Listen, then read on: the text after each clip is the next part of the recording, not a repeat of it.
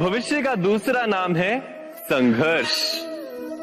हृदय में आज इच्छा होती है और यदि पूर्ण नहीं हो पाती तो हृदय भविष्य की योजना बनाता है। भविष्य में इच्छा पूर्ण होगी ऐसी कल्पना करता रहता है, किंतु जीवन ना तो भविष्य में है ना अतीत में। जीवन तो इस क्षण का नाम, अर्थात इस क्षण का अनुभव ही जीवन का अनुभव। पर हम ये जानते हुए भी इतना सा सत्य समझ नहीं पाते। या तो हम बीते हुए समय के स्मरणों को घेर कर बैठे रहते हैं, या फिर आने वाले समय के लिए हम योजनाएं बनाते रहते हैं। और जीवन जीवन बीत जाता है। एक सत्य यदि हम हृदय में उतार लें कि ना हम भविष्य देख सकते हैं, ना ही भविष्य निर्मित कर सकते हैं, हम तो केवल धैर्य और साहस के साथ भविष्य को आलिंगन दे सकते हैं, स्वागत कर सकते हैं भविष्य का। तो क्या जीवन का हर पल जीवन से नहीं भर जाएगा? स्वयं विचार कीजिए।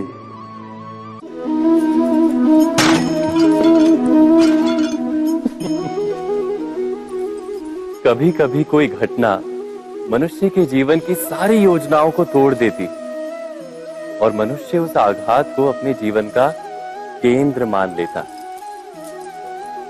पर क्या भविष्य मनुष्य की योजनाओं के आधार पर निर्मित होते हैं? नहीं। जिस प्रकार किसी ऊंचे पर्वत पर सर्वप्रथम चढ़ने वाला उस पर्वत की तलाई में बैठकर जो योजना बनाता है, क्या वही योजना उसे उस पर्वत की चोटी तक पहुंचाती है? नहीं। वास्तव में वो जैसे जैसे ऊपर चढ़ता है वैसे वैसे उसे नई नई चुनौतियां, नई नई विडंबनाएं, नए नए अवरोध मिलते हैं। प्रत्येक पद पर वो अपने अगले पद का निर्णय करता है। प्रत्येक पद पर उसे अपनी योजनाओं को बदलना पड़ता है। कहीं पुरानी योजना उसे खाई में ना ढकेल दे। वो पर्वत को अपने योग्य नहीं बना पाता, केवल स्वयं को पर्वत के योग्य बना सकता है। क्या जीवन के साथ भी ऐसा ही नहीं? जब मनुष्य जीवन में किसी एक चुनौती को, एक अवरोध को अपने जीवन का केंद्र मान लेता है, अपने जीवन की गति को ही रोक देता है, तो वो अपने जीवन में सफल नहीं बन पाता और ना ही सुख और शांति प्राप्त कर पाता। अर्थात जीवन को अपने योग्य बनाने के बदले स्वयं अपने को जीवन के योग्य बनाना ही सफलता और सुख का एकमात्र मार्ग नहीं। स्वयं विचार कीजिए।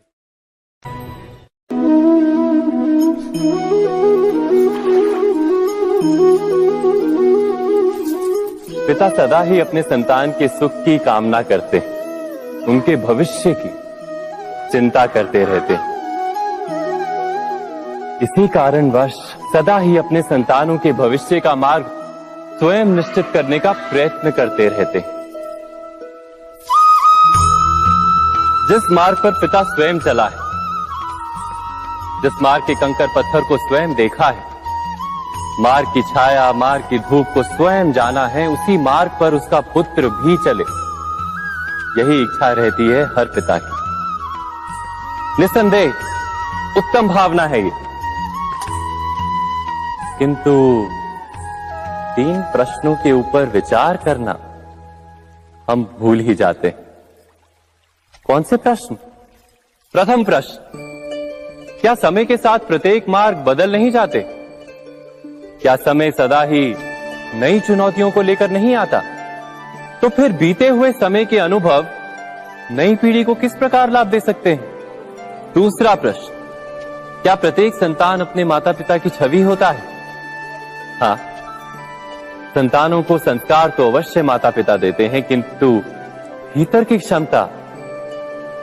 क्षमता तो ईश्वर देते हैं। तो जिस मार्ग पर पिता को सफलता मिली है, विश्वास है कि उसी मार्ग पर उसकी संतानों को भी सफलता और सुख प्राप्त होगा। तीसरा प्रश्न, क्या जीवन के संघर्ष और चुनौतियां लाभकारी नहीं होती? क्या प्रत्येक नया प्रश्न एक नए उत्तर का द्वार नहीं खोलता? तो फिर संतानों को नए नए प्रश्नों, संघर्षों और चुनौतियों से दूर रखना, ये उनके लिए लाभ करना कहलाएगा या हानि पहुंचाना? अर्थात जिस प्रकार संतान के भविष्य का निर्माण करने के बदले उसके चरित्र का निर्माण करना श्रेष्ठ है, वैसे संतानों के जीवन का मार्ग निश्चित करने के बदले उन्हें नए संघर्षों के साथ जूझने के लिए मनोबल व ज्ञान देना अधिक लाभदायक नहीं होगा? स्वयं विचार कीजिए।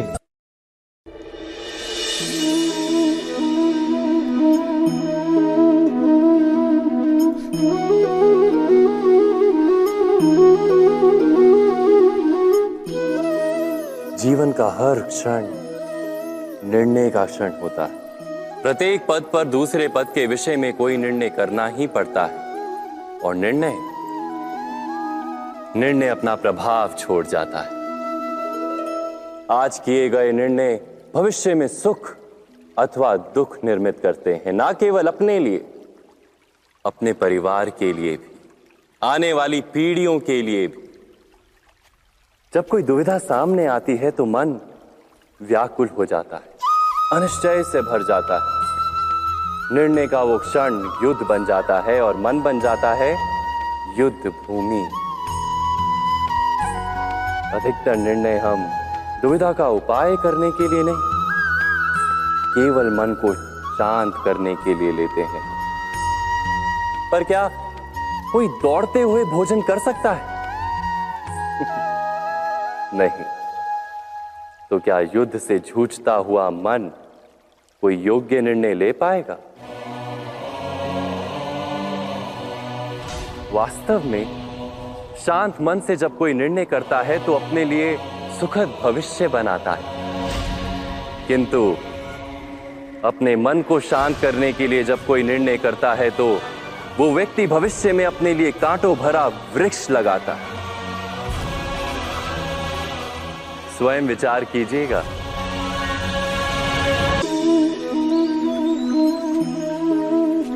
सबके जीवन में ऐसा प्रसंग अवश्य आता है कि सत्य कहने का निश्चय होता है हृदय में, किंतु मुख से सत्य निकल नहीं पाता।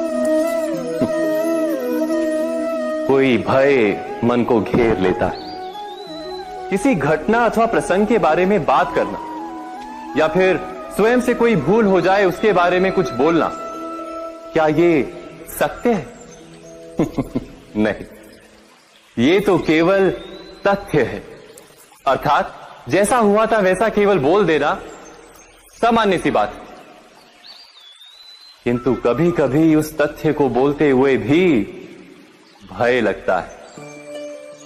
कदाचित किसी दूसरे की भावनाओं का विचार आता है मन, दूसरे को दुख होगा ये भय भी शब्दों को रोकता है।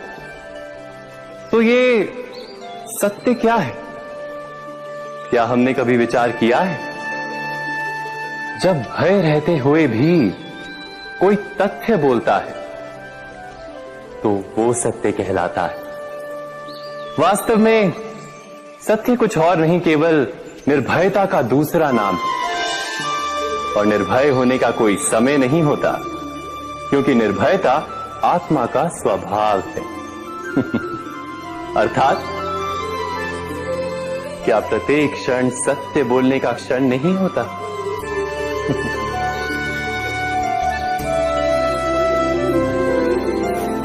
स्वयं विचार कीजिए। जीवन में आने वाले संघर्षों के लिए जब मनुष्य स्वयं को योग्य नहीं मानता, जब उसे अपने ही बल पर विश्वास नहीं रहता, तब वो सद्गुणों को त्याग कर दुर्गुणों को अपनाता है। वस्तुतः मनुष्य के जीवन में दुर्जनता जन्म ही तब लेती है जब उसके अंतर में आत्मविश्वास नहीं होता। आत्मविश्वास ही अच्छाई को धारण करता है। ये आत्मविश्वास है क्या?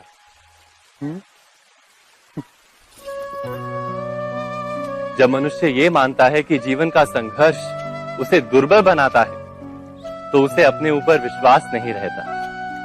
वो संघर्ष के पार जाने के बदले संघर्ष से छूटने के उपाय ढूंढने लगता है।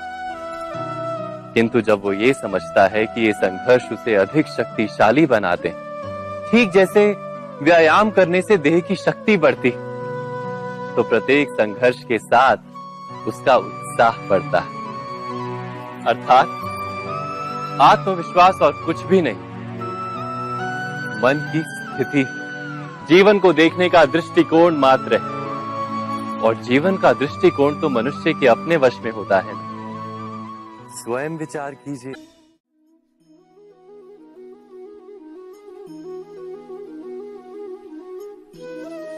ज्ञान प्राप्ति सदा ही समर्पण से होती है, ये हम सब जानते हैं। किंतु समर्पण का वास्तविक महत्व क्या है? क्या हमने कभी विचार किया? मनुष्य का मन सदा ही ज्ञान प्राप्ति में विभिन्न बाधाओं को उत्पन्न करता है। कभी किसी अन्य विद्यार्थी से ईर्ष्या हो जाती है, कभी पढ़ाए हुए पाठों पर संदेह जन्मता है और कभी गुरु द्वारा दिया गया दंड मन को अहंकार से भर देता है। नहीं, क्या ऐसा नहीं होता? न जाने कैसे कैसे विचार मन को भटकाते हैं और मन की इसी अयोग्य स्थिति के कारण हम ज्ञान प्राप्त नहीं कर पाते। मन की योग्य स्थिति केवल समर्पण से निर्मित होती है। समर्पण मनुष्य के अहंकार का नाश करता है। ईर्ष्या, महत्वाकांक्षा आदि भावनाओं को दूर कर हृदय को शांत करता है और मन को एकाग्र करता है। वास्तव में ईश्वर की सृष्टि में ना ज्ञान की मर्यादा है, ना ज्ञानियों की। गुरु दत्तात्रेय ने तो गाय और श्वान से भी ज्ञान प्राप्त कर लिया था। अर्थात विषय ब्रह्म ज्ञान का हो या जीवन के ज्ञान का या गुरुकुल में प्राप्त होने वाले ज्ञान का, उसकी प्राप्ति के लिए गुरु से अधिक महत्व है उस गुरु के प्रति हमारा समर्पण। क्या ये सत्य नहीं? स्वयं विचार कीजिए।